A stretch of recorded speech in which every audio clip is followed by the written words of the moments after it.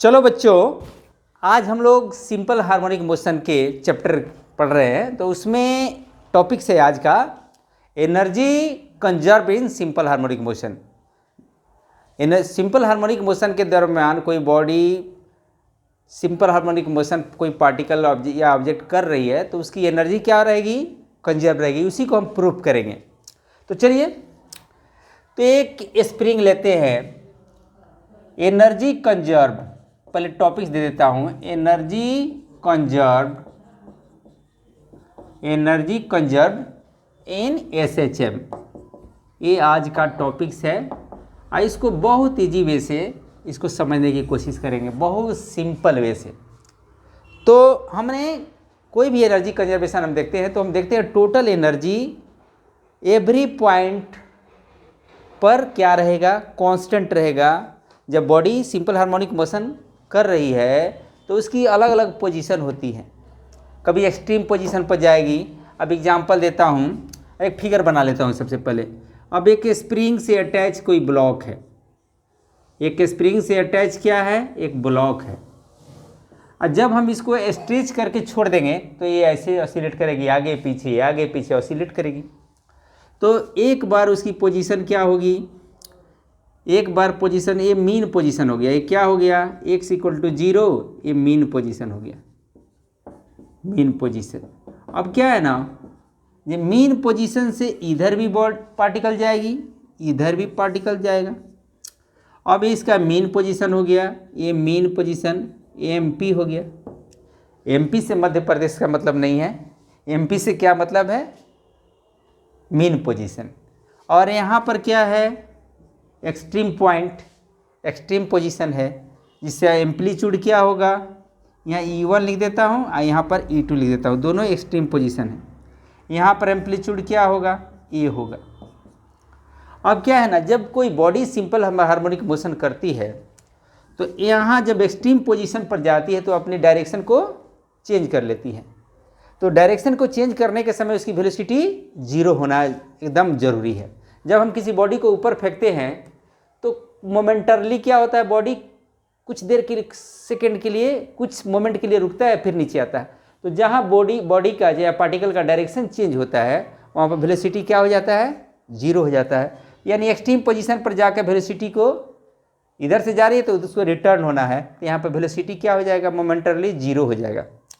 तो आप देखिए, 2-3 पॉइंट आप याद रखिए, तो आप conservation, energy conserve in simple harmonic motion को बहुत आसानी से कहिएगा। एक्सट्रीम पोजीशन पर वेलोसिटी क्या होगा, एट एक्सट्रीम पोजीशन, मैं लिख देता हूँ, eight extreme position, extreme position पर, एक्सट्रीम पोजीशन पर, इसको मिटाने के लिए एक्सट्रीम पोजीशन क्या होगा, वेलोसिटी 0 हो जाएगा। और डिस्प्लेसमेंट क्या होगा, डिस्प्लेसमेंट होगा जितना कि मैक्सिमम डिस्प्लेसमेंट यानी एम्पलीट्यूड हो जाएगा। ये क्या है, ये एम्पलीट्यूड है, एम्पलीट्यूड है।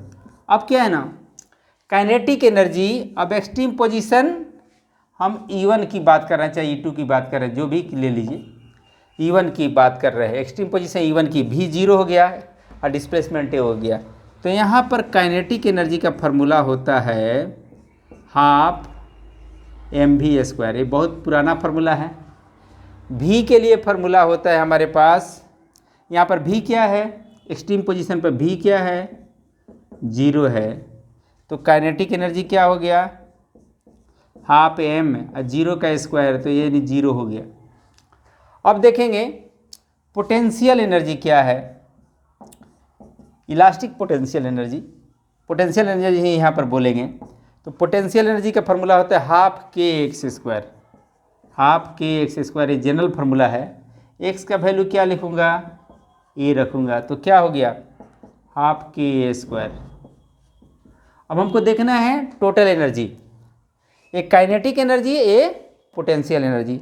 तो हम देखते हैं टोटल एनर्जी क्या है। तो यहाँ पर लिख देता हूँ टोटल एनर्जी। हमको लगता है यहाँ पर दिख नहीं रहा होगा तो इसको ऊपर लिखता हूँ, फिगर को मिटा देता हूँ और इसको लिखता हूँ।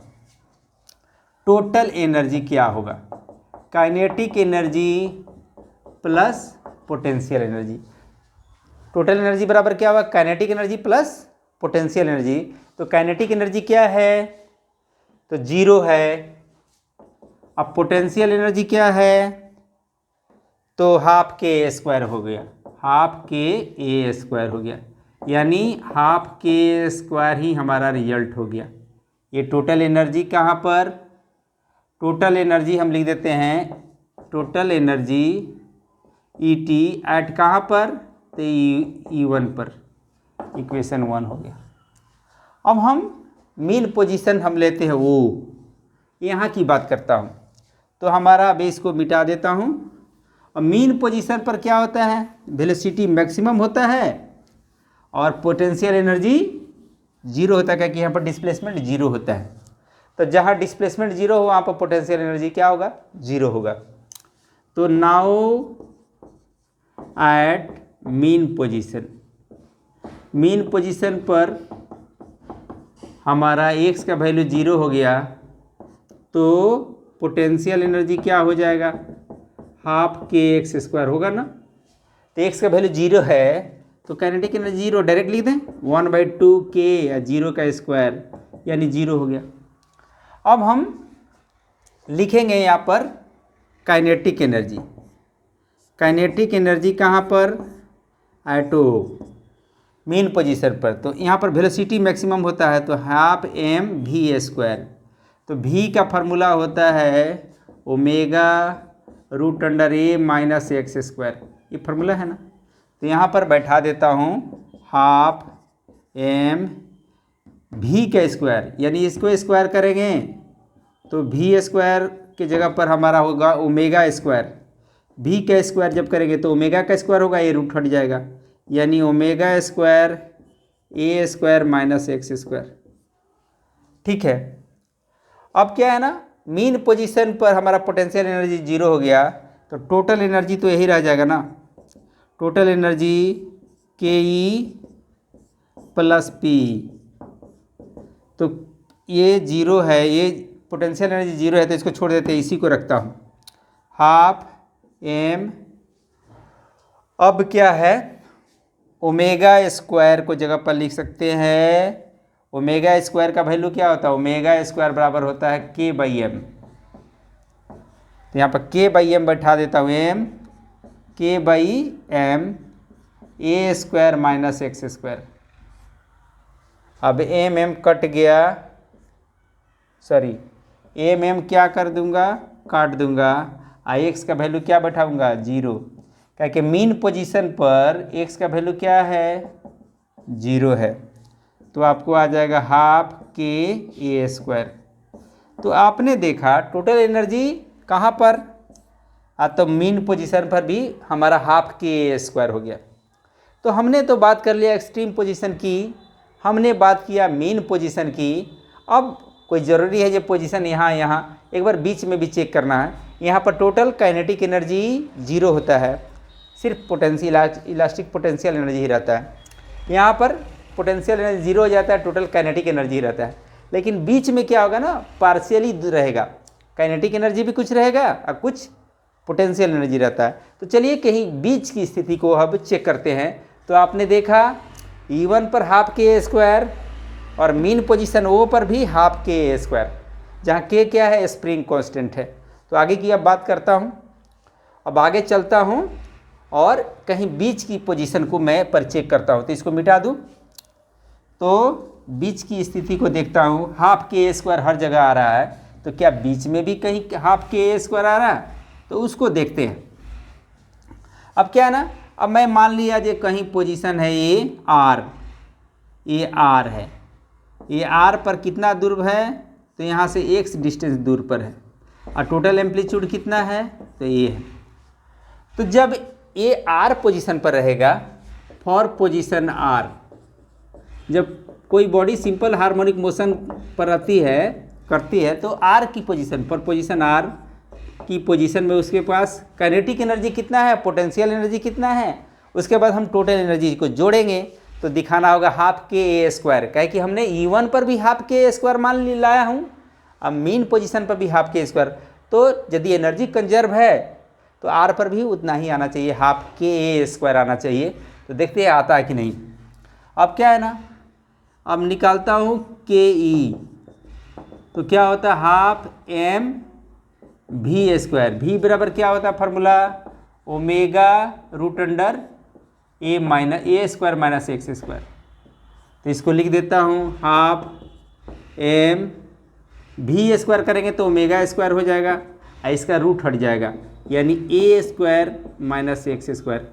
तो चलिए मैं नहीं समझता हूँ जी इसको स्क्वायर करने के लिए रूट कैसे हटा, ये आपको बताने की ज़रूरत है, इतना मैथमेटिक्स फिजिक्स के बच्चे पढ़ने वाले बच्चे जानते हैं। तो इसको लेके चलता हूँ, नहीं तो यहाँ पर भी स्क्वायर करेंगे तो क्या होगा, ओमेगा स्क्वायर हो जाएगा, स्क्वायर रूट का जब स्क्वायर होता है तो स्क्वायर रूट हट जाता है, तो ये हो जाएगा। ये आपको समझा भी दिया, ये आपको कन्फ्यूजन रहे नहीं, आपकी 0 पॉइंट से आपको समझा दिया। काइनेटिक एनर्जी तो हो गया, अब पोटेंशियल एनर्जी की बात करते हैं, तो इसको हटाता हूँ। पोटेंशियल एनर्जी की फार्मूला होता है हाफ के एक्स स्क्वायर, ठीक है। अब दोनों टोटल एनर्जी की बात करेंगे तो क्या आता है ये देखता हूँ, तो इसको जोड़ूंगा तो होगा हाफ एम ओमेगा स्क्वायर के जगह पर लिखूँगा K by M A square X square, इसको पोटेंशियल एनर्जी को जोड़ूंगा तो क्या होगा, और आपको half K X square, total energy बराबर ई टी बराबर होता है के ई प्लस पी। मैं इस फार्मूला को यहाँ पर लिख दिया, ये हो गया के ई, ये क्या हो गया आपको काइनेटिक एनर्जी, या ये है पोटेंशियल एनर्जी। अब दोनों को मैं ऐड करता हूँ तो क्या लाता हूँ ये देखने की कोशिश करता हूँ। एम कट गया, अब हो गया half K A square minus X square half K X square. अब इसको K A square minus K X square plus K X square, ये कट गया तो आपको क्या आ गया हाफ के ए स्क्वायर। तो आपने देखा ये सिंपल हार्मोनिक मोशन में जब पार्टिकल ऑसिलेट करता है और डिफरेंट पोजीशन को एक्वायर करता है, but every positions they have same total energy equal to half K A square. अब के का वैल्यू लिखोगे तो 2 पाई फ्रीक्वेंसी। अब इसको दूसरे टर्म में भी लिखना चाहते हो जो कोई मैं नया फार्मूला निकाल लूँ तो total energy half K A square होगा। अब क्या है ना, के के जगह पर क्या लिख सकता हूँ, ओमेगा बराबर क्या होता है के बाई एम ना।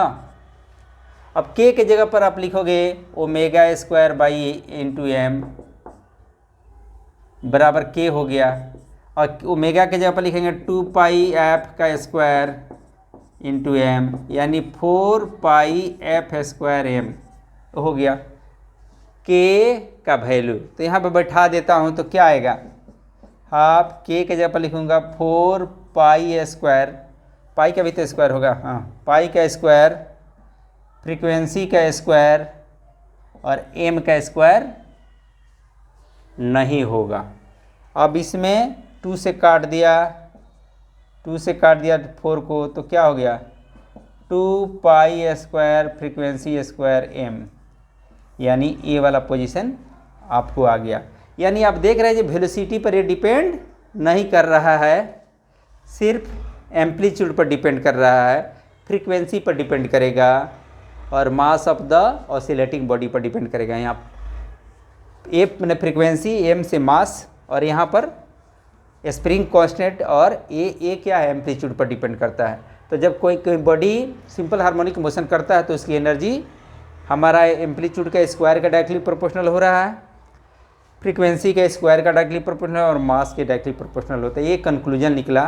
तो मैं समझता हूँ जब बहुत ईजी वे से आपने देखा जो different position, extreme position, mean position और किसी बीच के पॉइंट पर हमेशा सिंपल हार्मोनिक मोशन में एनर्जी क्या रह रहा है, कंजर्व रह रहा है। तो चलो एक छोटा सा न्यूमेरिकल बनाते हैं और इस वीडियो को फिनिश करते हैं।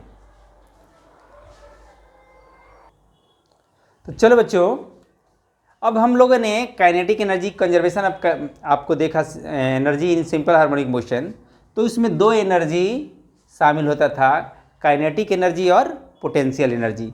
तो चलिए इसको थोड़ा सा ग्राफ के द्वारा रिप्रेजेंट करता हूँ। यहाँ पर मैं मीन पोजीशन पर अब हम चलेंगे total energy conservation in simple harmonic motion पर हम लोग चर्चा कर रहे हैं।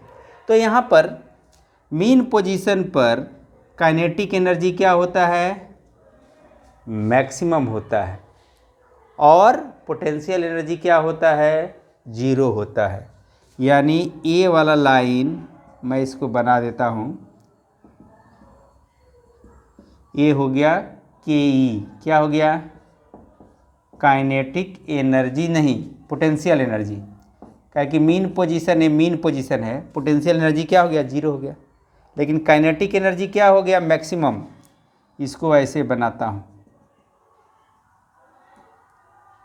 और ऐसे, ये क्या हुआ, ये इसको सॉलिड लाइन के द्वारा बना देता हूँ, इस सॉलिड लाइन के द्वारा। तो देखिए मीन पोजीशन पर क्या है ना, ये पोटेंशियल एनर्जी जीरो है, लेकिन काइनेटिक एनर्जी क्या है, मैक्सिमम है। लेकिन जब हम एक्सट्रीम पोजीशन पर आते हैं, तो एक्सट्रीम पोजीशन पर जब आते हैं तो एक काइनेटिक एनर्जी का ये लाइन है, ये काइनेटिक एनर्जी क्या है, और मीन पोजीशन पर काइनेटिक एनर्जी जीरो है और ये पोटेंशियल एनर्जी क्या है, मैक्सिमम है।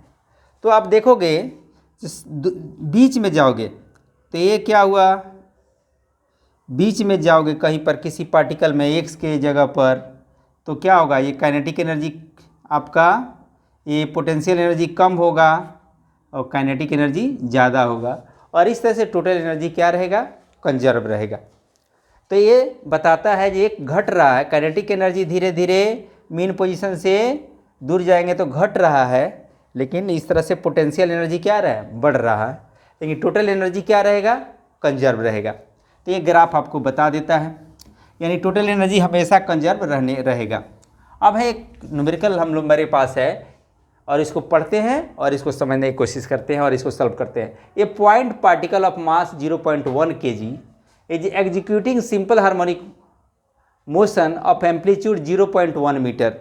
यानी ए का वैल्यू, हमको ये इक्वेशन लिखना है सिंपल हार्मोनिक मोशन का। When the particle passes through the mean position, its kinetic energy, ये मीन पोजीशन को जब पास करता है तो काइनेटिक एनर्जी हाफ के स्क्वायर का वैल्यू दिया है, क्या कि जब मीन पोजीशन को पास करेगा तो टोटल एनर्जी काइनेटिक एनर्जी ही होगा, पोटेंशियल एनर्जी जीरो होगा। ठीक है, obtain the equation of motion of this particle if the initial phase of क्या ऑसिलेशन इज 45। यहाँ फाई क्या है, फेज एंगल है 45, यानी π/4। इसको हमारे पास मालूम है, फाई को क्या लिखेंगे, 45 डिग्री, जिसको रेडियन में π/4 कहते हैं। ठीक है, क्योंकि 1 डिग्री बराबर होता है 180, π/180, ये रेडियन होता है। और 45 डिग्री बराबर क्या होगा, π/180 इंटू 45, काटोगे तो 4 बार में कट जाएगा तो π/4 हो जाएगा ना। तो इस तरह से इसको लिख दिया। अब हमारे पास फाई आ गया, ए हमारा दिया होगा एम्पलीट्यूड, ए का वैल्यू दिया हुआ है 0.1 मीटर, तो ये काम हो गया। अब हमारे पास ओमेगा टी नहीं मालूम है, ओमेगा का वैल्यू निकालना है। टी तो हमारा जनरल एक्सप्रेशन रहता है। तो आप देख रहे हो जब मीन पोजीशन पर टोटल एनर्जी क्या होता है, ईटी क्या होता है, मीन पोजीशन पर हाफ के स्क्वायर। ठीक है, के स्क्वायर हमारा दिया हुआ है कितना, के स्क्वायर को इस जगह पर लिख सकते हैं हाफ, क्या होता है के ओमेगा, ओमेगा बराबर, ओमेगा स्क्वायर बराबर k/m होता है ना। तो हम लिखेंगे omega square into M, omega square into M, K का जो वैल्यू हुआ ए वैल्यू हुआ, ये हमारा हो गया कितना दिया हुआ है 8 × 10⁻³ जूल, ये इसका वैल्यू दिया हुआ है। तो इसमें मास मालूम होगा, मास कितना है, ओमेगा स्क्वायर का वैल्यू निकालेंगे तो 2 × 8 × 10⁻³ जूल। मास क्या हो जाएगा, 2 चला गया, मास और एम्पलीट्यूड ये नीचे आ जाएगा। तो मास क्या है, 16 × 10⁻³ मास क्या हो जाएगा 0.1 kg और एम्पलीट्यूड क्या है 0.1। तो 1 10 1 10 यानी 2 को 10 ऊपर 10 का पावर 2 हो गया ना। ठीक है, तो ओमेगा स्क्वायर का वैल्यू हमारा हो गया 16 गुने 10 का पावर -1, ये ना। अब हम क्या करें, इसको कुछ गलती तो नहीं हुआ, एक बार चेक कर लेते हैं। ओमेगा स्क्वायर बाई के बाई एम, तो हम क्या करेंगे, के का वैल्यू यहाँ बैठाना है, तो omega into M, omega square into M, omega square into M में आ गया। अब हमारे पास ओमेगा स्क्वायर का वैल्यू निकालना है, तो 8 दूना 16 और मास इंटू एम्पलीट्यूड आ गया। ठीक है, अब हम इसको सॉल्व करते हैं ओमेगा स्क्वायर को, तो क्या आएगा, ये आ गया आपको ओमेगा बराबर 16/10 ना। तो 16/10 है, एक बार बुक में देखते हैं कुछ कैलकुलेशन गलती हुआ या नहीं। 4 रेडियन पर सेकेंड आ रहा है, तो क्या गलती हुआ है, एक मिनट इसको चेक करते हैं।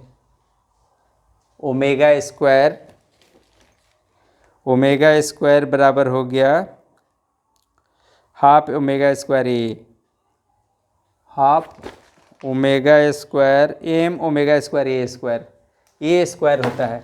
सॉरी, यहाँ ए स्क्वायर मैंने नहीं दिया हूँ, इसलिए गलती हो रही थी। तो ए स्क्वायर नीचे में आएगा ना, तो 0.1 और एक आएगा, तो इसको हटाएंगे, 10 से ऊपर चला गया, यानी 10 ख़त्म हो गया। 10 का पावर +3 10 का पावर -3, तो 16 हो गया। तो 16 ओमेगा स्क्वायर का वैल्यू आया, तो ओमेगा बराबर क्या हो गया, ओमेगा बराबर हो गया √16 यानी 4 रेडियन पर सेकेंड। तो हम इक्वेशन में वैल्यू बैठा देते हैं, तो हमारा आंसर आ जाना चाहिए।